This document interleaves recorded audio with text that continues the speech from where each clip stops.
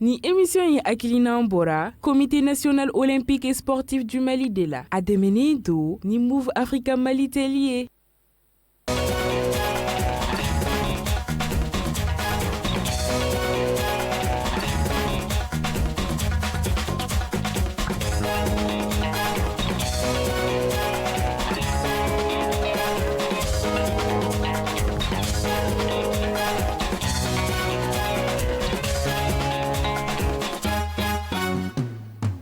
Dimanche don joué kalo kile mugan nani samba fila mugan ni filama bisimila Reno télévision ale jabarani sanfɛ esprit olympique jɛmukan kɛnɛ kan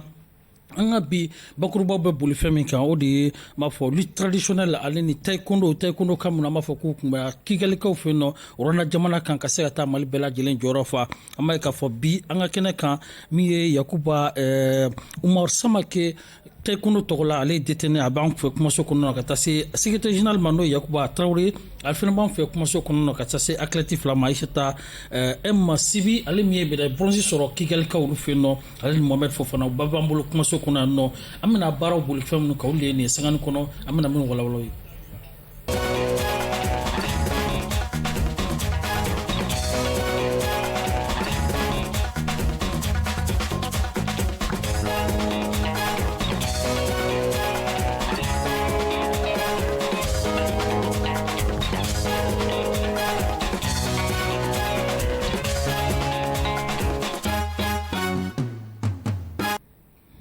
K'aw fo ko kula k'aw bisimila an ka kɛnɛ kan komi y'a fɔ an y'a fɔ cogoya min na an b'a fɔ ko bi taekwondo an b'a daminɛ n'o ye baaraw daminɛ n'o ye hakili la u dafalen b'an ka kɛnɛ kan bi an b'a daminɛ secrétaire général ale yɔrɔ la Yakuba Traoré i ni sɔgɔma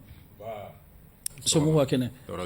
an b'i fo k'i bisimila an ka kɛnɛ kan an yɛrɛ b'aw fo ani ce a ka wele la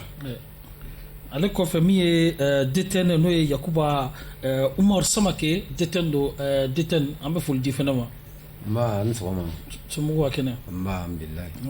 ani ce a ka wele la inchallah o kɔfɛ min ye Aïssata Mohamed Sibi ale kɛra an b'a fɔ médaille bronze kelen min sɔrɔla Mali fɛ donc ale kɛra o sɔrɔbaga ye musow cɛma an bɛ a fana bisimila ka kɛnɛ kan Aïssata somɔgɔw ka kɛnɛ Troste i bɛ cogo di ça va i félicitations merci ale kɔfɛ Mohamed Fofana an bɛɛ b'ale dɔn est ce que n'i ye taekwondo kɔni fɔ bɛɛ bɛ Mohamed dɔn k'a fɔ athlète jɔlen don donc a fana garijɛgɛ ma diya kosɛbɛ kigalikaw fɛ yen nɔ hakili la majɛw ye kow jɛ sinon Mohamed a b'a seko kɛ donc Mohamed an b'i fana bisimila kɛnɛ kan an yɛrɛ b'aw bɛɛ fo somɔgɔw ka kɛnɛ ok ni ye an ka mawulelo a y'a fɔ cogoya min na an bɛna kuma kigalikaw fɛ yen nɔ ɲɔgɔndan min sigira sen kan ko championnat d'Afrique des nations don donc an ka cɛden 10 olu tun bɛ kɛnɛ kan muso 4 ale ni cɛ 6 donc min ye détenu ye baara bɛɛ lajɛlen kɛra a yɛrɛ sigilen ɲɛna donc min ye secrétaire général ye hakili la a fana tun bɛ min ye kigali rwanda jamana kan donc aw bɛ se ka ɲɛfɔliba jumɛn kɛ an ka participation na an ka daminɛ min ye détenu na détenu n'i ye an ka ɲina championnat coupe d'Afrique n'i ye a participation ko ka ɲɛfɔli berebere k'a kan ka sababu kɛ cɛden 10 jigiba tun b'a kan ka fɔ an ka athlète ɲɛnamaw taara kɛnɛ kan nka garijɛgɛ kɔni kɛra min o kɛra médaille bronze dɔrɔn ye ɲɛfɔli jumɛn bɛ se ka k'a ko kan. Merci bien Alou ani ce Ibrahim i ka nin ɲininkali ɲuman don parce que n'i bɔra kɔ kan n'i ma na ni fɛn ye sɔrɔ sira fɛ i bɛna ni fɛn ye hakili sira fɛ vraiment an bɔra ka taa k'an bɛ taa Mali kunna wolo an y'an seko kɛ kosɛbɛ denmisɛnw y'u wasi yɔrɔ kɛ kosɛbɛ nka i y'a fɔ cogo min na ka kuma kɔnɔ garijɛgɛ n'a nafa sinon Mali a été Mali kɛra équipe mun ye a ka kɔnbaw fɔlɔw bɛɛ gagné round 2 kɔnɔ o man nɔgɔn vraiment jamana 41 na maa min bɛ se k'i ɲɔgɔn bati round 2 kɔnɔ o kɔrɔ ye k'u kun vraiment u kun engagélen don et puis en plus de tout ça u moraliw nana casser après u ka combattant dɔ bɛ yen min gagnena n'a bɛ wele ko Isuf Sumano a gagnena champion ba dɔ ɲɛkɔrɔ mais a ka combat filanan y'a sɔrɔ a ka palu rechutera donc a ma se ka fɛn wɛrɛ kɛ o kɛra o ye moraliw entamé kosɛbɛ mais min jɛlen don c'est qu'an bɔra ni équipe min ye bi Mali kɔnɔ a équipe la jɔlen don équipe min don équipe min bɛ se ka koba kɛ don n'a nataw la vraiment o denmisɛnw kan ka fo hali ni fiɲɛ dɔɔninw bɛ yen a fiɲɛw bɛ corriger une expérience ba de y'an sɔrɔ nin ko in kɔnɔ sinon on a été magnifique au bout du boulot. An bɛ taa an b'a fɔ secrétaire général la fɛnɛ yɔrɔ la DTN kɔfɛ min ye n b'a f'i ye i yɛrɛ i ye arbitre international ye Punsi ale na Kiorigi o tɛ donc Kiorigi donc a ko filɛ nin ye an b'a fɔ ko jumɛn bɛ yen nɔ majɛ jumɛn yɛrɛ ye kɛrɛnkɛrɛnnenya la an ka clé sɔrɔ e yɛrɛ ɲɛ la Rwandakaw fɛ yen nɔ. I ni ce ni ŋaniŋali la an bɛ fɔlɔ ka Ala barikada Ala min ye a to taali in sera ka sira sɔrɔ ka aw yɛrɛ fo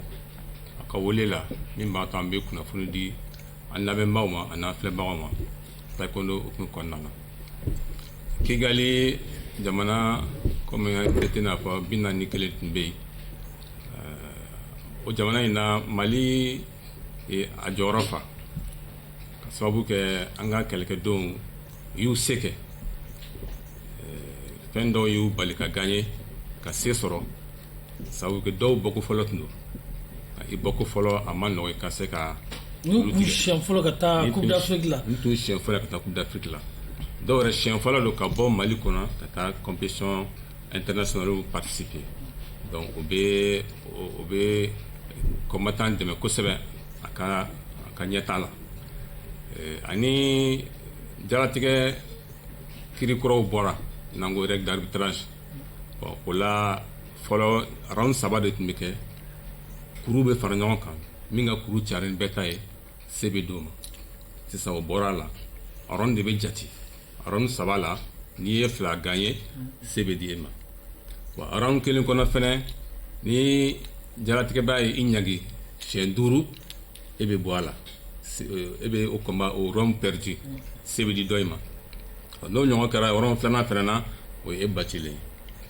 ani fɛnɛ ni kuru o bɛɛ de kɛra gɛlɛya ye an ka athlètes ma ani ni kuru kɛra 12 ye 12 furancɛ kɛra a ɲɔgɔn cɛ min ye 12 sɔrɔ se bɛ di o ma o bɛ round remporté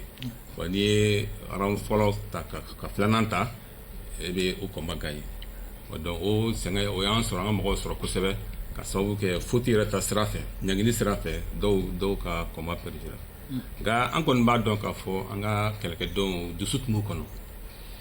u y'u se kɛ ka di u ni ye ka jamana kunna wolo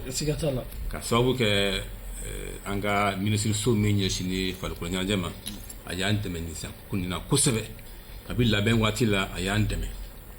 ka taa se taali ma ka taa se baarakɛminɛnw ma a ye nin bɛ di an ma an k'o la sa fo an k'an cɛsiri an ka jamana kunna wolo ka sababu kɛ nin y'a siɲɛ fɔlɔ ye an famana nin ma kosɛbɛ k'a ye minisiriso bɛ an dɛmɛ an ka taali la bɔli la an tun famana ma kosɛbɛ nka n'o kɛra ɲinan an b'u fo ka waleɲuman dɔn kosɛbɛ. donc n'i ye n b'a fɔ laseli détenant secrétaire général ka laseli min ye kunbɛliw ye sa athlètes ka taa n b'a fɔ ko t'u kunbɛn k'u jadu u yɛrɛ la kosɛbɛ fédération malienne de n b'a fɔ taekwondo ale ɲɛmaaba an b'a fɔ ko a ma to kɔ a n'a ka bureau ma bɛɛ lajɛlen taekwondo kanubaw bɔra kosɛbɛ ka se ka taa athlètes ninnu k'u kunbɛn k'u jadu u yɛrɛ la a kɛra min ye an ka aéroport international Modibo Keyita ale kɔnɔ la an ka jɛ ka min ye lajɛ kunbɛliw kɔfɛ an b'a fɔ min ye fédération ɲɛmaaba ye docteur Alon Traoré an b'a fɔ ko a ye ɲɛfɔli min kɛ an ka jɛ k'o lajɛ. Nisɔndiyalen de nan'u kunbɛn nisɔndiya fɔlɔ ye min ye n'i ye mɔgɔ bila ka taa taama la a taara hɛrɛ la a seginna hɛrɛ la o ye nisɔndiya kun fɔlɔ ye nisɔndiya kun filanan u taara fɛn min kama n'o ye championnat d'Afrique ye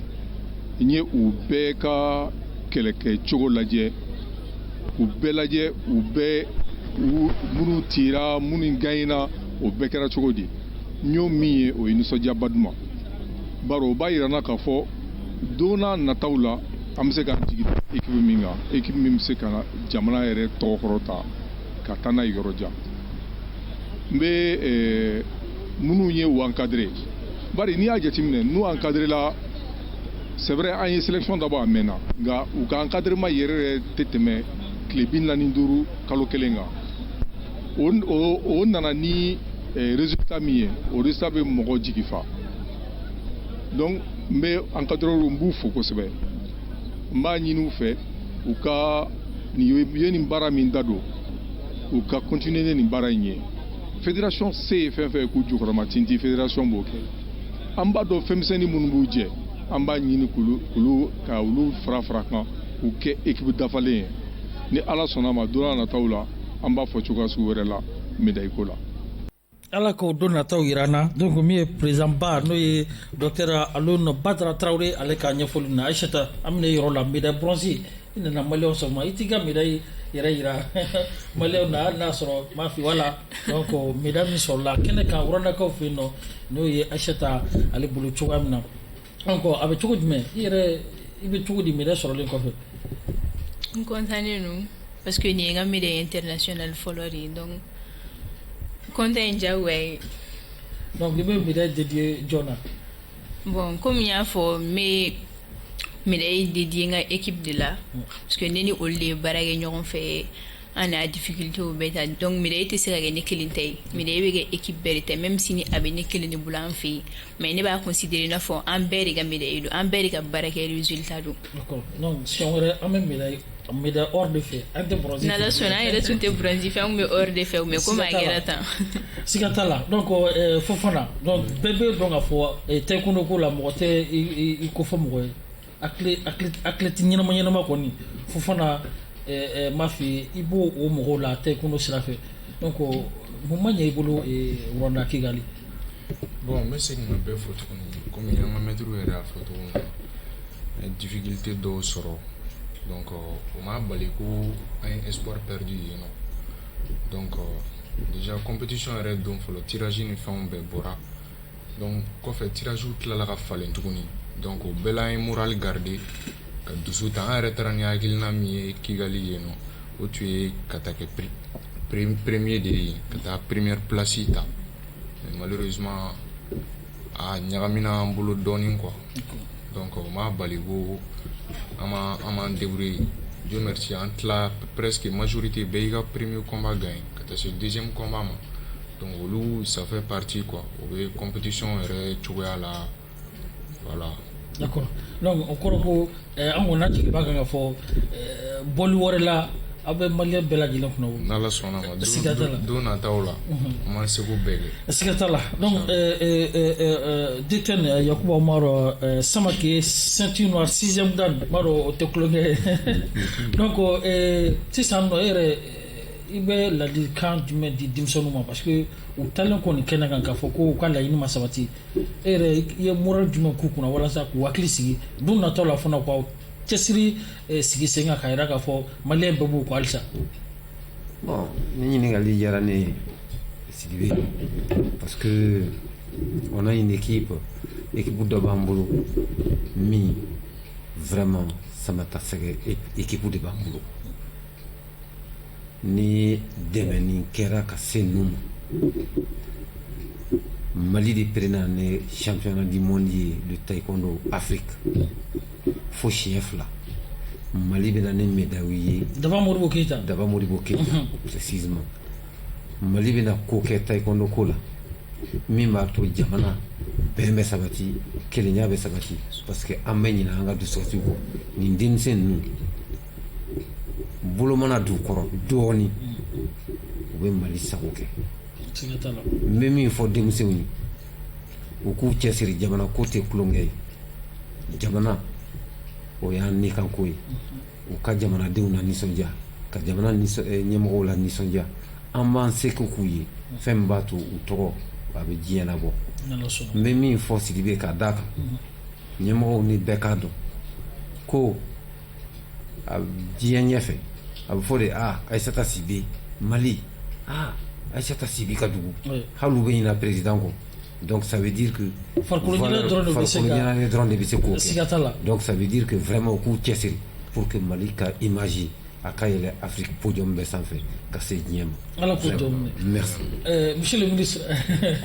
i b'a an bɛ taga an b'an ka baro kuncɛmayɔrɔ kan e yɛrɛ i bɛ farangali jumɛn b'i bolo ka ɲɛsin DTN ka fara DTN ta kan. An bɛ min fɔ ka da o kan an bɛ wulikajɔ caman na walasa ka Jeux olympiques 2020 Paris 2024 an ka kɛlɛkɛdenw ka se ka taa o la o kama n'an ye farikolo minisiriso min ɲɛsinnen farikolo ɲɛnajɛ ma n'an y'o fo an bɛ comité national olympique et sportif du Mali fo ka sababu kɛ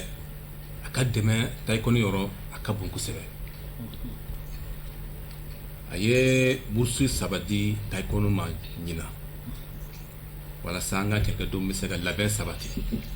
ka se ka qualifier Jeux olympiques Paris 2024 la Asata Sibi b'o la ale kan ka taa Allemagne ka taa formation kɛ Mohamed fana b'o la ale bɛ a ka formation kɛ Mali la yan Youssou Sempara b'o la ale min ye médaille de bronze sɔrɔ salon championnat d'Afrique la Dakar donc comité olympique a lajɛ maa 3 minnu san kɔnɔ minnu ye baara kɛ kosɛbɛ ka tɛmɛ bɛɛ kan ka bourse di olu ma an b'a fɔ kosɛbɛ an ka laɲini ye ninnu 3 ka se ka qualifier ka taa Paris 2024 la ala k'o kɛ taekwondo Mali taekwondo yɛrɛ ka laɲini min ye an ka se ka médaille olympique sɔrɔ Mali m'o sɔrɔ fɔlɔ an ka laɲini ba ye o ye ka sababu kɛ an ye jɔnjɔn bɛɛ sɔrɔ Laban Modibo Keita a ye champion du monde a y'o sɔrɔ 2007 Beijing a kɛra meilleur combattant ye diɲɛ kɔnɔ o fɛn ba ye san 2 kɔfɛ a ye jɔnjɔn sɔrɔ tuguni Copenhague champion du monde na fɛnɛ an b'a fɔ an b'a waleɲuman dɔn minnu fɛn o fɛn dɛmɛ k'an ye u bɛɛ fo champion d'Afrique 7 de b'an bolo champion du monde francophone o 2 b'an bolo champion des Jeux africains o 2 bɛ taekwondo bolo confédération africaine taekwondo o médaille d'or 2 bɛ an bolo donc min tora taekwondo ye olympique ye ala k'o nɔgɔya ala deli ala k'o nɔgɔya an ye siga t'a la fɛn o fɛn b'an dɛmɛ k'u bɛɛ fo ka sponsorw fo Move Africa a b'an dɛmɛ kosɛbɛ comité olympique sababu la donc an bɛ an tɛ se ka bɔ kɛnɛ kan n'an ma bonya masigi k'u ye diyara n ye Move Africa vraiment an b'a fɔ ko o ye n yɛrɛ ka partenaire baw ye donc an b'o fɔ donc min ye an b'a fɔ min ye Cheikh Ahmed Tidiane Kane an b'a fɔ ale ni Move Africa a ɲɛmaaba an b'u bɛɛ lajɛlen fɔ nin wagati na ka segin ka na an ka kumaso kɔnɔ i komi n'a fɔ an y'a fɔ cogoya min na min ye n b'a fɔ an ka siɲɛtalaw olu fana ye kɛnɛ sɔrɔ taekwondo olu maaw kɛlen kɔ ka n b'a fɔ ye ɲɛfɔliw caman kɛ u ka baaraw taabolo kan nin wagati na an bɛ ka siɲɛtalaw fana bisimila Modibo Sango ale ye secrétaire général de fédération malienne de lutte ale kɔnɔna Modibo an b'i bisimila an ka kɛnɛ kan somɔgɔw ka kɛnɛ baasi foyi tɛ ale kɔfɛ min ye Amidu Tarawele dɔw k'a ma ko tous les temps hakili la maa minnu bɛ siɲɛta ale matarafa kosɛbɛ caman kan ka nin dɔn Amidu a kɛra b'a fɔ champion a ye caman ta ka di siɲɛtalaw ma k'u la nisɔndiya don tɛmɛlenw na Amidu tous les temps Amidu Tarawele an b'i bisimila an ka kɛnɛ kan somɔgɔw ka kɛnɛ baasi foyi tɛ i bisimila voilà an b'a daminɛ ni n b'a fɔ Modibo Sanko ye donc Modibo Sanko ale ye secrétaire général ye donc fédération malienne de lutte ale kɔnɔ la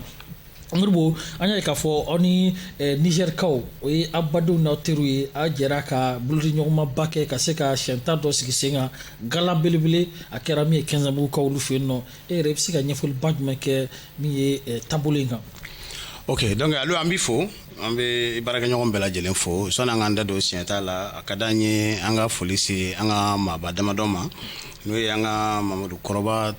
an b'a fo ala ale ka kalifa minɛ an ka président kɔrɔ don Burema Sako an b'a fo an ka président kɔrɔ don Burema Angoyiba n'o ye fédération président sisan an ka foli bɛ s'a ma Bala Jawara an ka secrétaire général kɔrɔ don an b'a fo Seydou Nantume an dɛmɛbaga belebele don an b'a fo siɲɛta hukumu kɔnɔ Sulemani Satigi Sidibe n'o ye an ka sifin denmisɛnnin tɔn président kɔrɔ ye an b'a fana fo n'o bɔra yen an bɛ Sumayila Togo fo an ka siɲɛta dɛmɛbaga belebele don ani Sinali an b'a bɛɛ lajɛlen fo donc n'o tɛmɛna ka bɔ yen an bɛna k'an da se an ka o don siɲɛta in ma an y'a kɛ badenya siɲɛta ye ani Nigerkaw cɛ parce que n'i y'a ta k'a lajɛ bi siɲɛta la n'i ko i bɛ siɲɛta dugu fɔ i bɛ Niger fɔ i bɛ Sénégal fɔ donc Mali fana an y'a lajɛ fédération kɔnɔ komi an y'an ka plan d'action valider a ma mɛn a b'a kɔnɔ k'an ka tɛgɛ di ɲɔgɔn ma kɛ an ka siɲɛta jamanaw kan donc an ye wele bila Nigerkaw ma nin kɛra siɲɛ fɔlɔ ye jamana in kɔnɔ an bɛ fɛ k'a kɛ badabada ye an ye a kɛ Kokowa Mali Niger Kokowa o de ye siɲɛta ye Niger kan na donc fédération ka siɲɛta labɛnnen don a kɛra dimanche tɛmɛnen kalo tile 17 a kɛra 15 mugu foyer la mɔgɔ minnu bɔra ka na an lajɛ an b'u fo kosɛbɛ an bɛ siɲɛ ta kanubagaw fo, an bɛ fédération mɔgɔ bɛɛ lajɛlen fo, maa maa y'i sen don siɲɛ ta in na wasa ka kɛ an b'a bɛɛ lajɛlen fo. Hakilina jumɛn yɛrɛ nana ni ka nin hakilina ta k'a fɔ k'aw bɛ gala an bɛ se k'a fɔ badenya kɛ aw ni mɔgɔ wɛrɛw ni ɲɔgɔn cɛ? Voilà, hakilina mun nana n'a ye o de ye k'a ye k'an kan tɛgɛ di ɲɔgɔn ma parce que jamana in tun bɛ lahala dɔ kɔnɔ wagati tɛmɛna le 3 tɛmɛnen jamana sera ka bɔ sanction ninnu kɔnɔ. An y'a ye k'a fɔ tiɲɛ don sanction mana kɛ CEDEAO jamana ninnu ye sanction kɛ Mali la, an minnu fana ye siɲɛtala ye, an ni jamana kɔnɔ den tɔw bɛ ɲɔgɔn kalama, donc an ko k'an b'a kɛ ka kɛ tasibila ye ka se jamana ma, ka kɛ an jɔyɔrɔ yiralen ka se jamana ma. Donc an ye wele bila Nigerkaw ma olu kana an n'u ka jɛ ka kan kelen fɔ ka siɲɛtaba kɛ ka kɛ tasibila ye wasa jamana tun bɛ lahalaya mun kɔnɔ k'a fɔ ko sport senti crise ninnu na. Donc a mana kɛ crise mana kɛ jamana kɔnɔ cogo cogo n'an sportifu y'an tɛgɛ di ɲɔgɔn ma, an ka jamana ɲɛmɔgɔw mana ye a ka ca Ala fɛ o bɛ kɛ hinɛ ye ka se jamanaw ma. Donc n'u bɛ décision ninnu ta n'u ye an yɛrɛ damaw ye kulonkɛ la, olu fana a b'u ka décision vraiment politique a b'a nɔgɔya. A bɛ dɔ bɔ a la. A bɛ dɔ bɔ a la. Amidou Traoré, tous les temps sisan i kɛra dege karamɔgɔ hali n'a sɔrɔ m'a fɔ i ye don ɲumanw kɛ lutte kɔnɔna la, donc i ye trophée ta k'a di Mali ma, bi i ye dege karamɔgɔ ye wa sango bɔra ka m'a fɔ badenya gala min fɔ sisan san aw ni Niger cɛ i ka cɛdenw de y'a ta, i yɛrɛ i bɛ cogo di et puis gala in hakilina y'a ye cogo di? Na hakilina kɔni n bɛ yɛrɛ fɔ a Mali siɲɛta ɲɛmɔgɔw bɛ fɔ, n'a hakilina min ye siɲɛta kɛra don min na a diyara n ye, Mali gagné a diyara n ye kosɛbɛ, n'an ka sɔrɔ yɔrɔ ma n bɛ sɔrɔla yɛrɛ fɔ ale bolila kosɛbɛ ka munumunu ko la ka na se siɲɛta kɛra don min na Mali gagné a diyara maliyɛnw ye, mɔgɔ nana siɲɛta kɛ yɔrɔ la bɛɛ content don parce que siɲɛta diyara, an barama k'a la Mali gagné bɛɛ ɲana kɛnɛ kan, aw sɔrɔ yɛrɛ content don, ne serikaw content don, an fɔra k'an bolo di ɲɔgɔn ma. A diyara mɔgɔ caman ye. I kun sigilen n'i ka se b'a sɔrɔ Niger k'a dɔn wa? N'a hakilina parce que o don y'a sɔrɔ ne bɔra tournée Côte d'Ivoire ka na, ni siɲɛtala nana cogo min na ne b'a dɔn ko forme b'o la a bɛ se ka gagner parce que an bɔra tournée Côte d'Ivoire an ma se ka gagner mais an kɛra 3e, Niger kɛra 2e, Burkina kɛra 1er, Mali kɛra 3e. An nana an combat ban dɔrɔn an nana ka na bɛn ni siɲɛta ne an y'a fana sɛbɛya ta.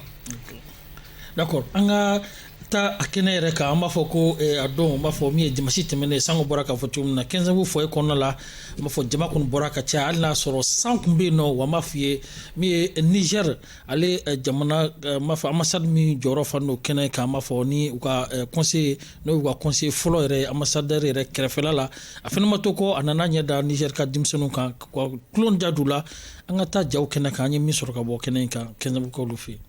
Ok, donc an bɛ foli kɛ an ye a fɔ an ka compétition tɛmɛnenw k'an b'a essayer ka siɲɛta professionnaliser, donc ni an ye o baara dɔw kɔnɔ a b'an ka plan d'action kɔnɔ k'a lajɛ ka partenariat ɲini ani jamana wɛrɛw fɛ wasa an bɛ se ka fara ɲɔgɔn kan cogo min a nana tila ka bɛn Mali tun bɛ ha wagati mun kɔnɔ bi crise wagati, donc an y'a yira k'a fɔ ko sport mago tɛ crise la, crise tɛ se ka don sport la,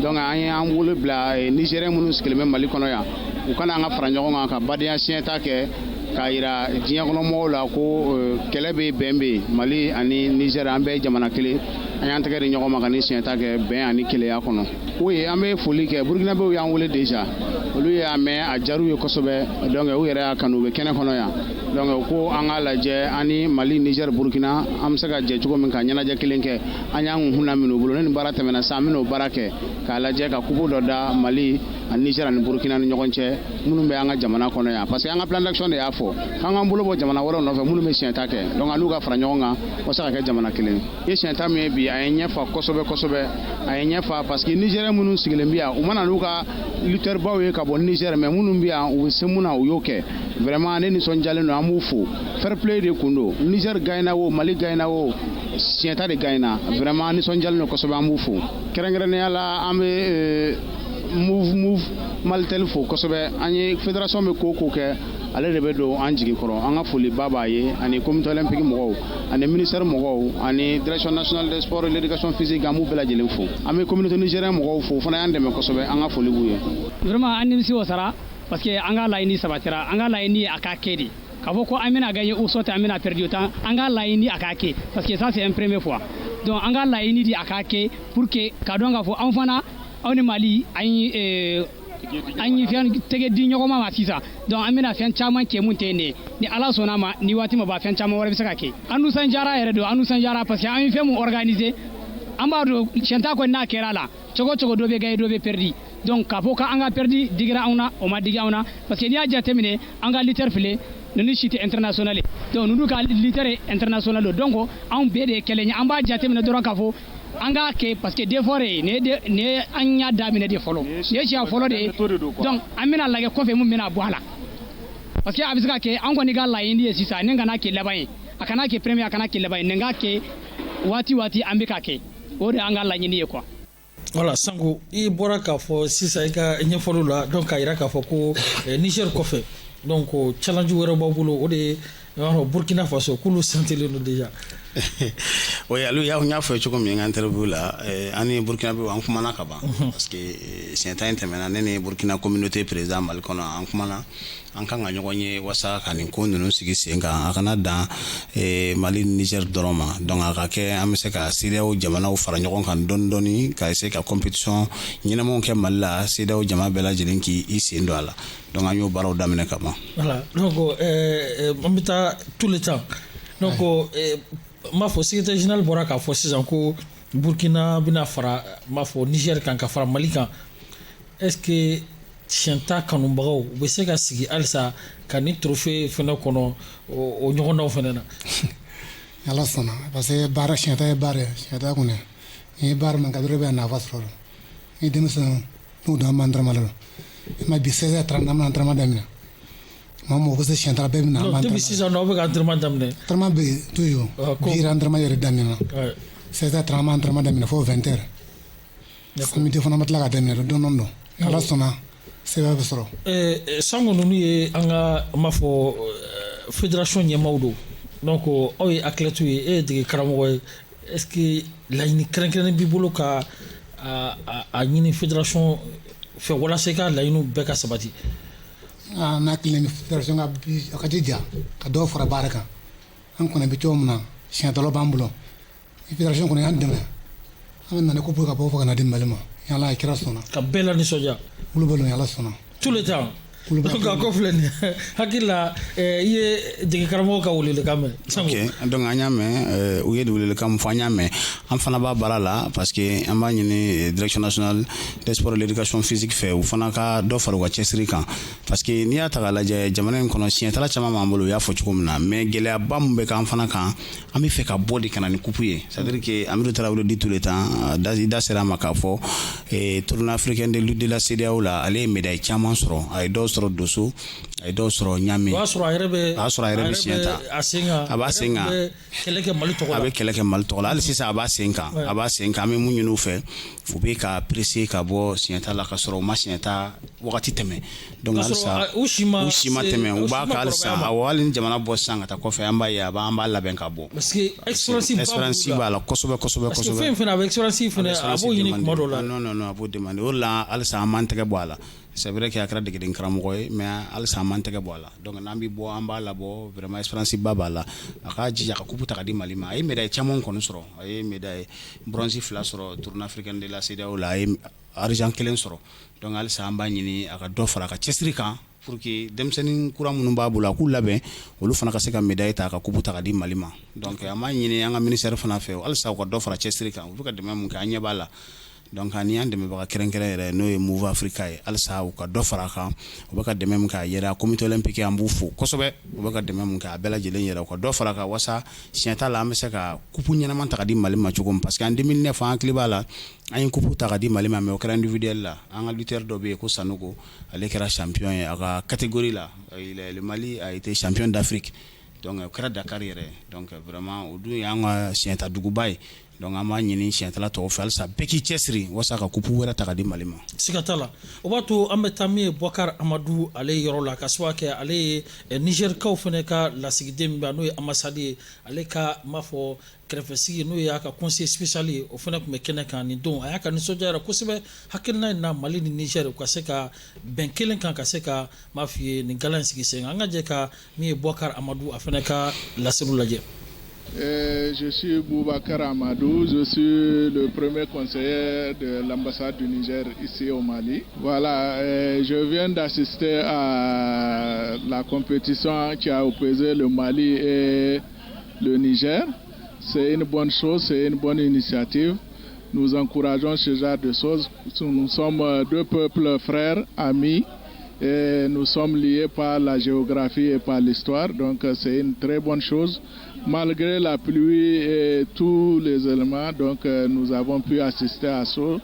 Et au-delà de la coupe, ce n'est pas la coupe que nous envisageons, c'est la fraternité entre nos deux peuples. Et ça a été démontré ici. On ne connaît pas le Nigérien, le Malien, donc nous sommes tous des frères et nous vivons en symbiose. C'est l'essentiel, c'est pour raffermir davantage les liens qui unissent nos deux peuples. C'est l'essentiel, c'est pour cette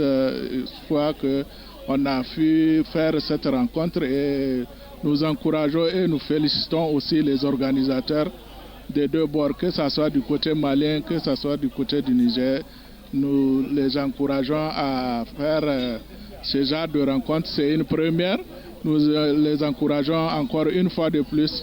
pour la prochaine fois. Certes, le Mali a gagné, mais le Niger prendra sa revanche la prochaine fois. Niger ko kubuka revanche ta. Sigatala. Donc eko fene be dansigi mafi ananga borona ama kunche ni folie comme nya fonga folie kono kaba amay andeme baka kerenkerenum fo donc Move Africa anga folie bu kosobe comité national olympique sportif du Mali ambu fana fo am direction nationale des sports et l'éducation physique ambu fo am fédération bureau mogo bela jelen fo am ligue de Bamako bureau mogo bela jelen fo ani ligue des régions ambu bela jelen fo kerenkerene ala mama yi signata kanu bagay ambu fo amba presso fana fo vraiment fana be baram nani a yelendo ambu aw fo amanga signata la bela jelen fo dakunya dama dok mene bolo kuma kan labana kasi nga mogo ma tous les temps ne be yere fo ko sobe jarani ile ban no fe ko no samina no de ban no fe ese kra no fe ambe fo ne ka mo bela jele Malaysia dala befo Sanyamo befo OK ala ka male sumaya merci bien ala ka male tanya ala ka do arabi Allah merci bien amba kunche ni femi sa o de natation amba ira ka fo o fana ka tourna belbele sigira 5 ans mimbe coupe de la paix ale ko fo 10e édition o baro sigira 5 ans kunu samedi a karami piscine olympique ale konna la ko nyima ba no e mamuru boire ale koni nyefoli chamake jilanoli ka donc jilanoli dante jilanoli mamuru boire a nyefoli minke anga chide o ka kenkrene mafo ka ningal barala no e fusen kamara anga je ko laje. Pourquoi une compétition dédiée à la paix? Nous sommes à la 10e édition de la Coupe de la Paix. Vous savez,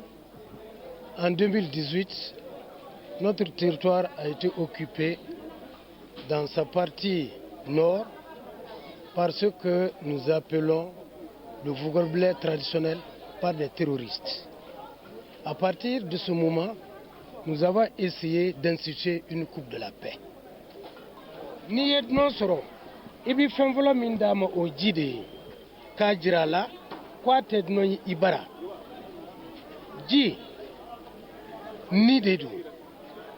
ni jite ni ti ji ni sera ka ji don ibse ki yere lakana ibse ka yogo yimogo wore lakana o dato kabi kele nana anga corona anye ni kupin sigi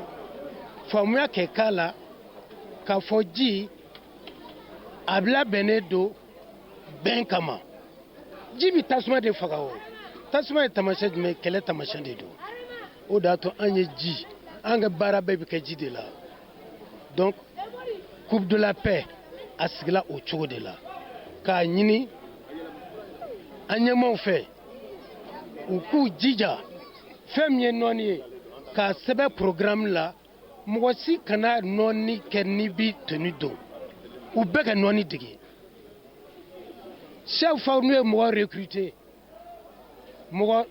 beka mo ke bi tenu do mali kono aka wajibi ka ika noni digi amo de nyini autorité fe o bɛ dansigi an ka bi jamukan na ka fédération malienne de taekwondo a bureau bɛɛ lajɛlen fo ka fédération malienne de lutte et discipline associée k'o fana bɛɛ lajɛlen fo k'a fɔ k'an bɛ kami bolola ka bɛn don natawlu kɔnɔna ma. Ni émission yi hakilina bora comité national olympique et sportif du Mali de la a dɛmɛni do ni Move Africa Mali telier.